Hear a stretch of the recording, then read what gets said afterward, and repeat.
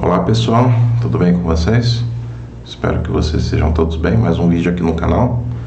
Um vídeo aqui no dia 15 de novembro, que é um feriado aqui de proclamação da República, que na minha opinião é uma data um pouco triste, né? Porque se comemora um golpe, né? Porque quem estuda história sabe que a República Brasileira ela nasceu num golpe, né, que destituiu a monarquia aqui no Brasil em 15 de novembro de 1889, certo? Isso aí é um tema que falei um pouco, né, no meu vídeo de 7 de setembro. Eu posso, quem sabe, me aperfeiçoar melhor no dia, mas o tema não é esse hoje. Quero falar aqui de uma sugestão de uma querida inscrita que pediu para falar sobre Jair Bolsonaro. É um tema polêmico aqui, né? Porque eu tenho inscritos que podem não ter votado no presidente, não gostam dele, e tem toda a liberdade para fazer isso, né? Só peço que vocês não deixem de se inscrever. Continue no canal mesmo depois desse vídeo, que é importante assim os pontos de vista, né, antagônicos, né, porque isso enriquece, né, o debate, certo? Pode ser que eu fale coisas que vocês não concordem ou concordem, certo? E isso é a democracia, né? Por isso que eu falei que seria um tema polêmico, espinhoso, né? Eu já falei um tema sobre isso há uns 2 vídeos, né, sobre que eu penso, né, sobre a homossexualidade, e agora mais esse aqui, tá? Então, vamos ver aqui. Jair Messias Bolsonaro, o nosso atual presidente. Bem, eu tô aqui com os dados aqui. Ele nasceu na cidade de Glicério, interior de São Paulo, em 21 de março de 1955, mas passou praticamente a vida toda dele no Rio de Janeiro. Mas antes ainda de ingressar na vida política, ele foi um militar. Chegou à patente de capitão, prestou ali concurso para a Academia Militar das Agulhas Negras, e daí chegou nesse posto aí. E teve uma polêmica sobre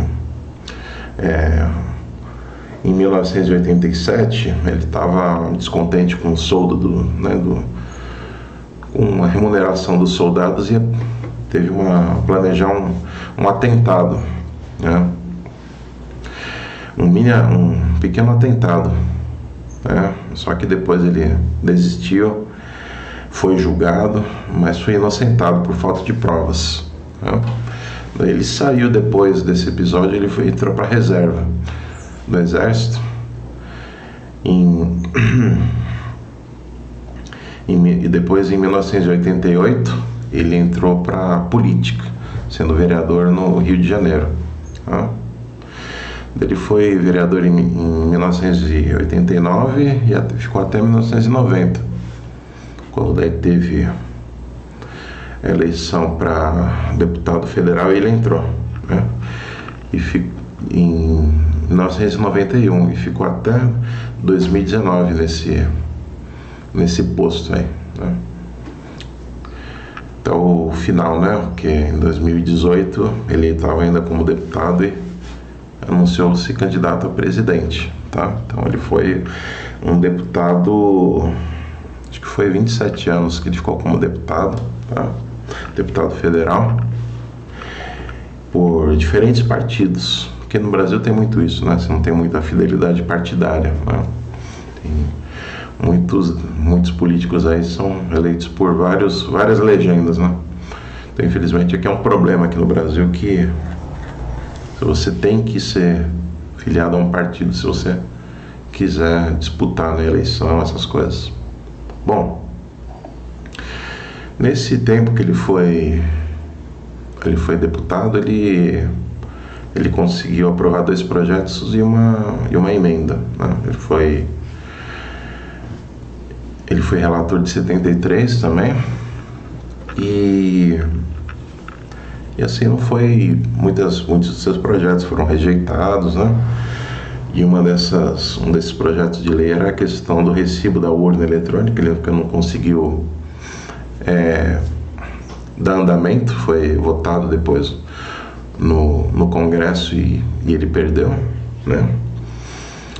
É um processo do voto impresso auditável, não conseguiu levar isso adiante, que é uma pena, porque seria uma transparência a mais nas eleições, né? Que nenhuma eleição é 100% garantida. A gente vê o exemplo lá nos Estados Unidos, que o Joe Biden foi eleito de uma forma um pouco suspeita, ao meu ver, né? E é um país lá, os Estados Unidos, um país que é referência em democracia. Eu fico, assim, receoso, né, com as coisas que podem acontecer aqui no país, né? Bom, e como é que Bolsonaro foi descoberto, no caso? Bolsonaro, ele teve uns embates, né, com alguns deputados, né? O mais famoso deles foi com a deputada Maria do Rosário. Creio que isso aí que foi o que projetou ele para fama, né, no caso aí, né? E depois um extinto programa chamado CQC, que passava na TV Bandeirantes, gostava de ir até Brasília e conversar com deputados. Às vezes ele pegava deputados do chamado baixo clero, que é aqueles deputados lá que não são aqueles deputados mais conhecidos, né? Que ficam lá deputados mais obscuros.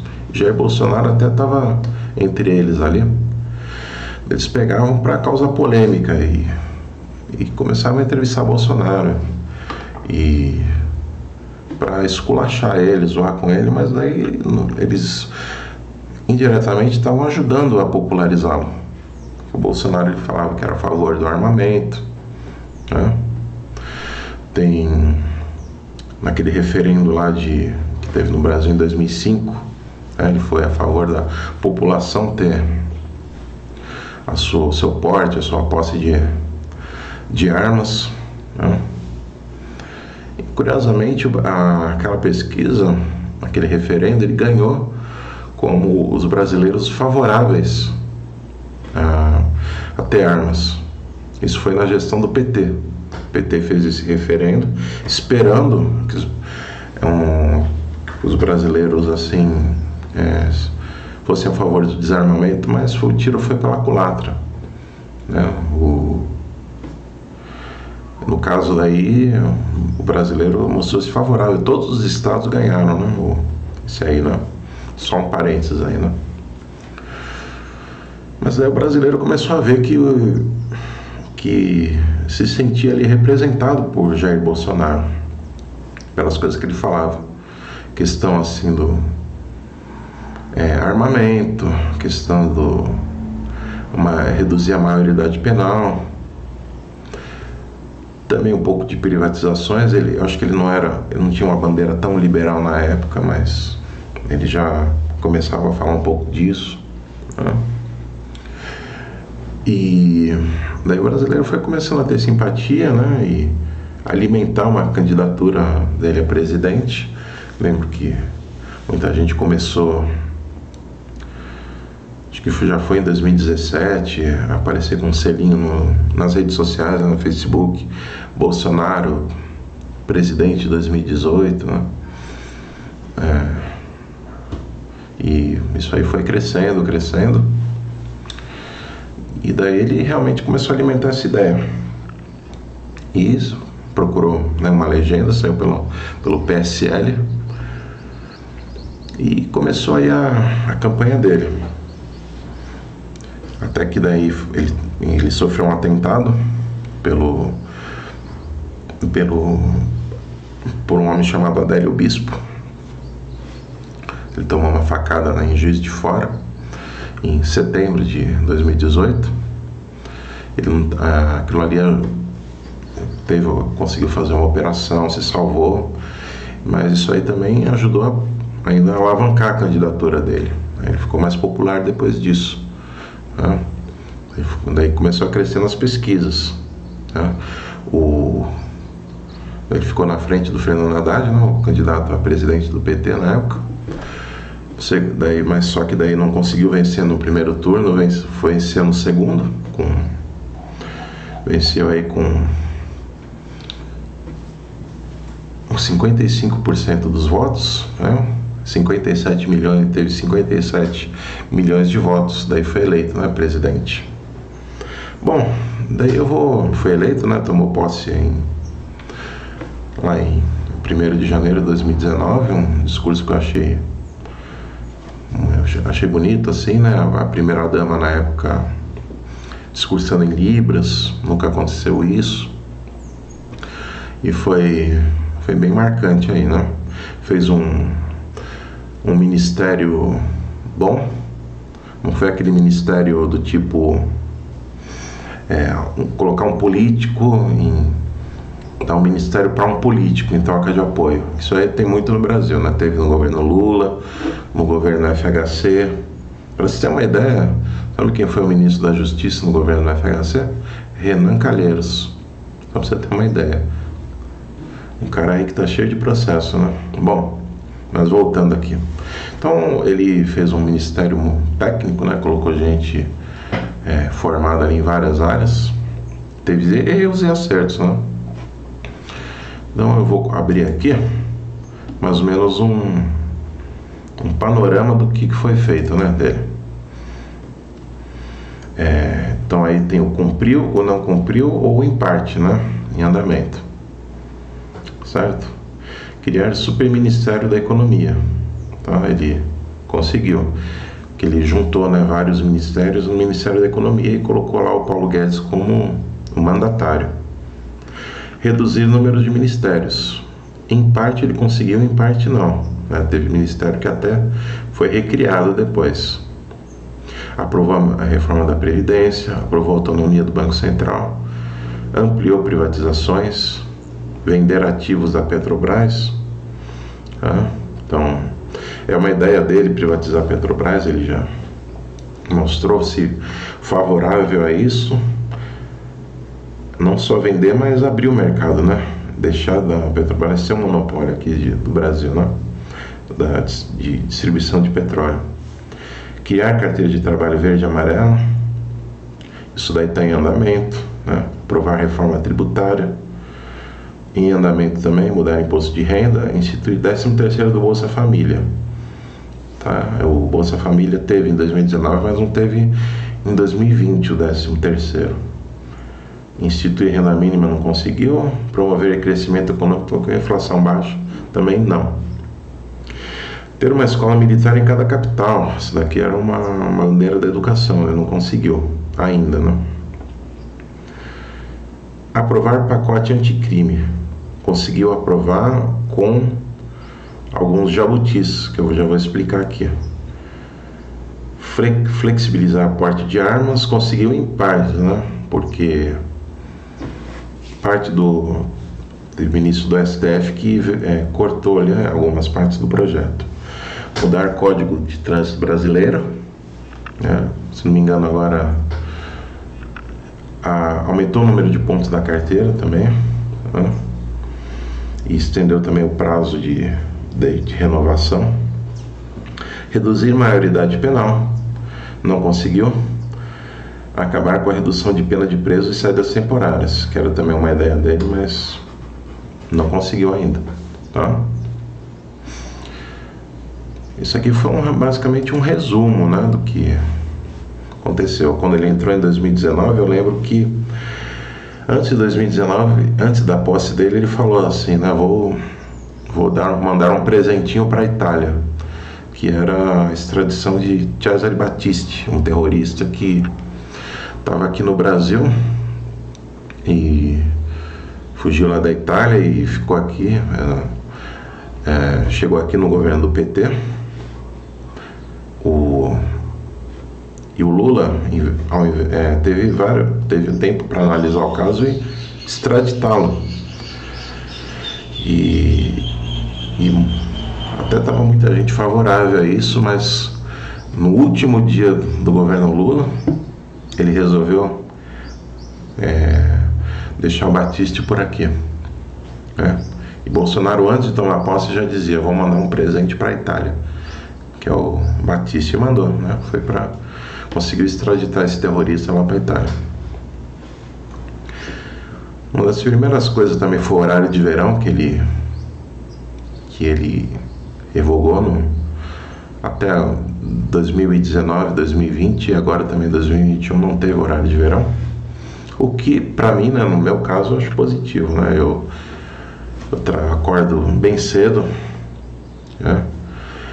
E o horário de verão, para quem acorda muito cedo, eu creio que não é um bom negócio. Você acorda com o dia ainda tudo escuro, né? E eu acho que não rende tanto de manhã, né? De manhã não rende tanto. Eu lembro, né? Coitado também do meu sobrinho, que tinha que ir para a escola logo cedo, assim, com tudo escuro, né? Minha irmã tinha um sacrifício para acordar, né? E as crianças sofrem bastante, né, nesse período. Eu também fui estudante, com horário de verão foi complicado. E achei E já está provado, né, que o horário de verão, que foi criado para redução de energia elétrica, não reduz nada no final das contas, né? Porque tem os gastos de Natal também, luzinha, pisca-pisca, essas coisas todas, né? Certo? Agora, bom, eu falei, né, na questão dos ministérios, que eu achei que isso aí foi todo ponto positivo, né, do governo dele. E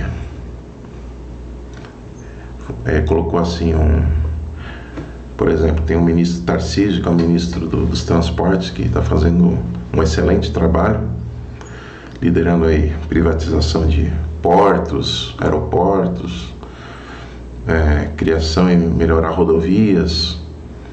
Teve na gestão Bolsonaro, ele terminou lá a obra que o PT começou, mas não terminou, a transposição do Rio São Francisco. Então ele também está popular lá no Nordeste, tá? Que é geralmente um reduto mais do PT, o Nordeste, também ele começou também a ficar popular lá, certo? Mas daí veio a questão da Covid, né, 19, que isso aí impactou o mundo todo, né? Ele tinha, em 2019 ele estava, antes de eu falar da Covid, vou voltar aqui um pouquinho, falar também, ele teve, em relações internacionais, ele desenvolveu um bom relacionamento com o Trump, né, que foi um grande aliado dele.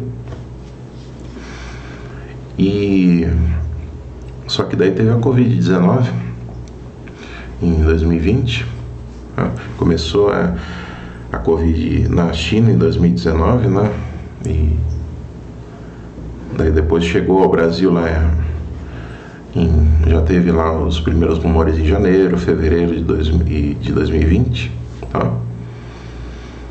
E daí teve o auge, né? Começou já em março, as primeiras medidas do ficar em casa, fechamento de comércio, né? E daí também o Bolsonaro foi muito criticado, né? Por assim, não ter assim não seguir as normas da OMS ali, questão das máscaras, né? Questão da distanciamento social. Gostava de estar ali entre a população, foi muito criticado em relação a tudo isso, mas também teve muitos abusos, né? Na pandemia. Em 2020 em 2020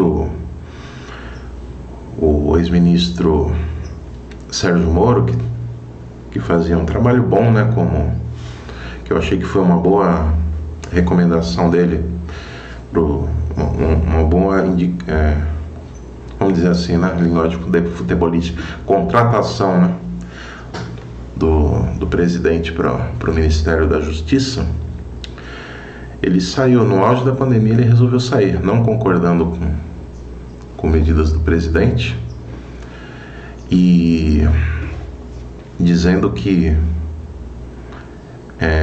ele tomou essa decisão principalmente numa reunião que teve em 22 de abril de 2020. Por sinal, 22 de abril é meu aniversário, viu, pessoal? Então é isso. Então, essa reunião de 2020, o Bolsonaro expôs ali o que estava acontecendo de errado. Governador, ele meteu o pau ali em governadores, prefeitos. Eu vou soltar uns trechos aqui, tá? Daí vocês dão para dar uma olhada aqui. E Sérgio Moro, ele saiu principalmente por causa dessa reunião. E, geralmente as reuniões elas não são divulgadas ao público. As reuniões são gravadas, mas não são assim expostas ao público. Essa daí o ministro, na época, Celso de Mello, ele soltou essa reunião, né? E todo mundo pensou que fosse uma bomba, que Bolsonaro fosse ali, vamos dizer assim, iria acabar com a popularidade dele, mas não, ele teve ali foi um tiro no pé de quem achou isso. Pelo contrário, essa reunião, quando foi soltado os trechos, aumentou demais a popularidade dele, né? Ele fala, primeiro ele vai falando, né, porque teve muitos governadores que fecharam arbitrariamente comércio, né? Prendiam pessoas, né, que estavam só apenas andando ou estavam numa praça, né? Então o primeiro trecho ali ele fala, então ele xinga, né, os governadores de São Paulo e Rio, para começar. Aqui eu já falei, pede o ministério a quem for elogiado pela Folha, pelo Globo, pelo antagonista, tá? Então tem certos blogs que só tem notícia boa de ministro, não sei como. O presidente é uma porrada, o ministro é elogiado. A gente vê por aí, o governo o ministério está indo bem, apesar do presidente. Mas pra puta que eu pariu, porra. Eu que escalei o time, porra. Trocamos 5, espero não trocar mais ninguém, espero. Mas nós temos que, na linha do Van Traub, de forma mais educada um pouquinho, tá? Se preocupar com isso. O que os caras querem é a nossa hemorroida, é a nossa liberdade. Isso é uma verdade. O que esses caras fizeram com o vírus, esse bosta desse governador de São Paulo, esse estrume do Rio de Janeiro, entre outros, é exatamente isso. Aproveitaram o vírus, está um bosta de um prefeito lá de Manaus agora, abrindo covas coletivas. Um bosta, que quem não conhece a história dele, procura conhecer, que eu conheci dentro da Câmara, que é do meu lado. E nós sabemos a ideologia dele e o que ele prega. E quem ele sempre foi. O que está aproveitando agora um clima desse para levar o terror no Brasil. Então, pessoal, por favor, se preocupe, que é de mais importante que a vida de cada um de vocês, que é a sua liberdade. Come preso não vale porra nenhuma. Né? Também ele fala, né, vai falando dos abusos da pandemia, né, dos abusos aí que próprios prefeitos vão fazendo. Teve uma mulher que foi lá em Araraquara, que estava numa praça, que foi algemada, tirada à força de lá como se fosse uma criminosa, né? O presidente falou também do abuso disso aí que estava acontecendo. Senhor ministro da Justiça, por favor. Foi decidido há pouco tempo que não podia botar algema em quase ninguém. Por que estão botando algema em cidadão que está trabalhando, ou mulher que está em praça pública, e a justiça não fala nada? Tem que falar, pô. Vai ficar quieto até quando? Ou eu tenho que continuar me expondo? Tem que falar, botar para fora, esculachar. Não pode botar algema. Decisão do próprio Supremo. E vão ficar quieto até quando? Ficar humilhando o nosso povo. Porque isso está crescendo. pessoal fica apontando para mim, votei em você para você fazer alguma coisa. Votei em você para você tomar decisões, para você brigar. E é verdade. Eu estou me lixando com a reeleição. Eu quero mais que alguém seja eleito, se eu vier candidato, tá? Eu quero ter paz no Brasil, mais nada. Porque se for à esquerda, eu e uma porrada de vocês aqui tem que sair do Brasil, que vão ser presos. E eu tenho certeza que vão me condenar por homofobia. 8 anos por homofobia. Daí inventam o racismo, como inventaram agora pro Von Traub. Desculpa o desabafo. Puta que eu pariu. O Von Traub pode ter falado a maior merda do mundo, mas racista? Vamos ter que reagir, pessoal. É outra briga. Tem que ser um governo com altivez. Se expor, mostrar que nós temos o povo do nosso lado. Que nós somos submissos ao povo. Nós queremos realmente, é como disse, se não me engano, Margaret Thatcher, né? Ou Reagan, não sei, para ser conduzido pela porra brasileira, e ponto final. Onde o povo está, vamos estar juntos. E também ele comentou sobre o armamento, que é a principal bandeira dele, que eu também concordo que as pessoas têm o direito de ter uma arma em casa para se defender, né? Isso aí foi... O Brasil, nos anos 90 para trás, era um país que tinha, o pessoal tinha o direito de comprar armas, tudo. E a violência também no país, mas que disparou também, quando começou a acontecer desarmamentos no final dos anos 90, do FHC, e isso daí principalmente no governo Lula, né? Então ele comentou também sobre a questão do armamento aí. Como é fácil impor uma ditadura no Brasil, como é fácil.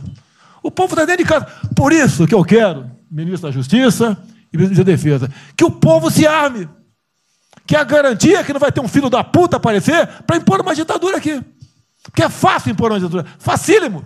Um bosta de um prefeito faz um bosta de um decreto, algema e deixa todo mundo dentro de casa. Se tivesse armado, ia para a rua. E se eu fosse ditador, né, eu queria desarmar a população, como todos fizeram no passado, quando queriam, antes de impor a sua respectiva ditadura. Aí, que a demonstração nossa, eu peço ao Fernando e ao Moro, que por favor assine essa portaria hoje, que eu quero dar um puta de um recado para esses bosta. Por que eu estou armando o povo? Porque eu não quero uma ditadura. E não dá para segurar mais. Não dá para segurar mais. Quem não aceitar as minhas bandeiras, Damares, família, Deus, Brasil, armamento, liberdade de expressão, livre mercado. Quem não aceitar isso está no governo errado. Esperem para 22, né, o senhor Álvaro Dias, espere o Alckmin, espere o Haddad, ou talvez o Lula, né? E vai ser feliz com eles, pô. No meu governo está errado. É escancarar a questão do armamento aqui. Eu quero todo mundo armado. Que povo armado jamais será escravizado. Então, como vocês podem ver, esses vídeos aí mostram, para quem não é simpatizante disso aí aumentou a popularidade dele, né? Foi um tiro no pé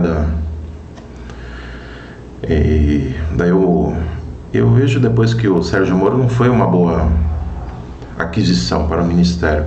Ele foi um ótimo juiz na questão da Operação Lava Jato, mas ele é uma pessoa que no fundo ele é desarmamentista também. Ele atende a interesse, ele é simpatizante de ONGs desarmamentistas.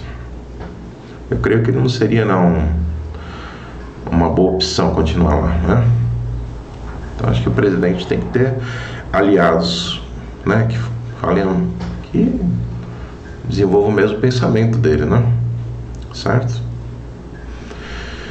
Teve coisas também, né, que eu achei negativas, né, da gestão dele, que ele quis nomear o filho para ser embaixador nos Estados Unidos. Isso aí foi eu critiquei muito isso aí, né?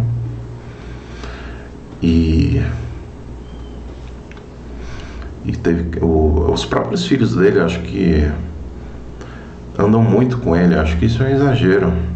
Bolsonaro, por exemplo, está agora em Dubai fazendo acordos lá, e na reunião tá lá, os dois filhos foram, né, o Flávio e o Eduardo.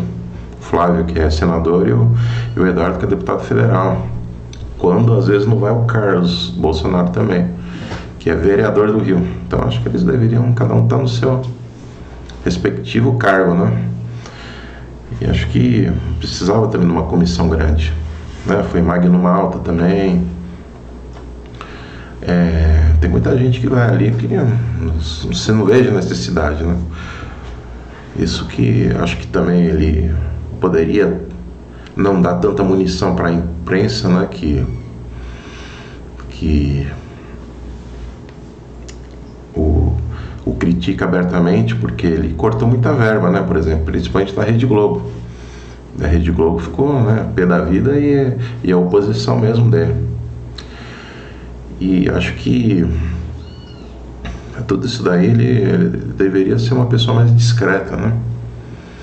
Eu já acho, desculpe o linguajar, um pé no saco o uso de máscaras, principalmente que a pandemia no Brasil está controlada, né? Graças à vacinação nossa avançada, né? Mas acho que ele deveria usar máscara assim em alguns locais para não ficar dando tanta munição aí, né, para a imprensa aí, né? Acho que o Brasil, eu creio que na gestão dele da Covid, com polêmicas à parte, acho que poderia ter sido pior se a gente tivesse na gestão do PT, né? Porque a gente vê o exemplo ali da Argentina, nosso vizinho. O Alberto Fernandes, o presidente deles, ele colocou lockdown rigoroso na Argentina e fechar comércio mesmo, e praticamente sem nenhum auxílio para a população monetário, né? Dinheiro financeiro. E a Argentina agora está praticamente quebrada, né? Ela, com tudo isso que aconteceu, está com uma inflação, está abaixo ali da Venezuela. A Venezuela é a pior inflação do mundo, né? E a Argentina é a segunda pior ali da América, né? Da América do Sul. Agora tá horrível, né? Tá acontecendo lá. Agora começaram a abrir o país, mas teve muito estrago nesse período todo, né? Então, se o Fernando Haddad tivesse como presidente, acho que o Brasil estaria no mesmo processo aí, né? Eu acho que nós tivemos aí um período difícil no passado e a gente está com as consequências até hoje, né? Mas o Brasil deu um auxílio emergencial para a população, né? O Brasil, assim, teve aí começou com R$600, depois caiu para 300, mas teve, né, um auxílio. E isso nem na Argentina teve. E, como eu falei, agora a vacinação o Brasil está avançado em vacinação, os casos estão caindo bastante, está sob controle. E você vê o comércio está abrindo aí, né, normalmente. De novo, né, a economia tem que girar, né?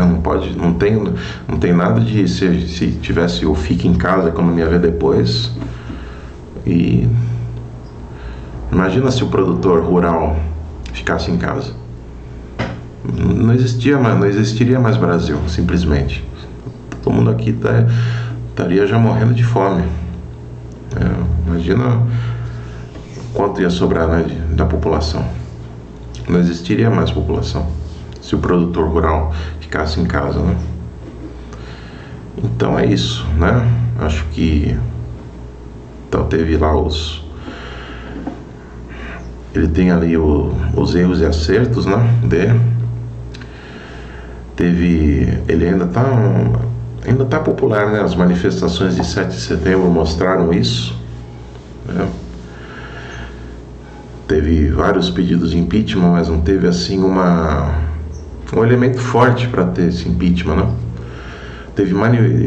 Eu lembro que há muitos meses o Movimento Brasil Livre, o MBL, que foi um dos protagonistas um dos que estavam lá no impeachment da Dilma em 2016, organizaram uma mega manifestação para outubro, né? Acho que foi dia 12 de outubro, uma mega manifestação com muita gente, muitos políticos e tal, e foi um fiasco, foi um fracasso.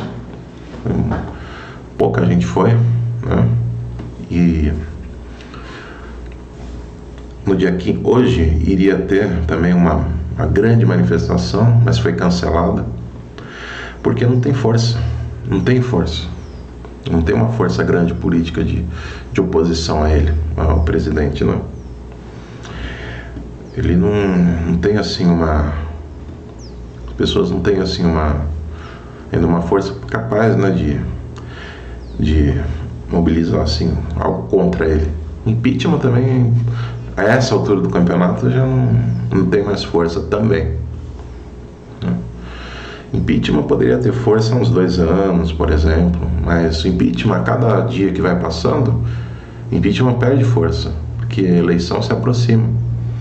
Então nós aí estamos aí há 1 ano aí das próximas eleições. Agora é que não vai ter impeachment mesmo, né? Certo? Então impeachment geralmente ele tem um prazo, né? E, por exemplo, da Dilma, quando ela teve em 2016, ainda faltavam uns 2 anos para terminar o mandato dela, né? E o presidente aí, faltando 1 ano, não tem mais força, né?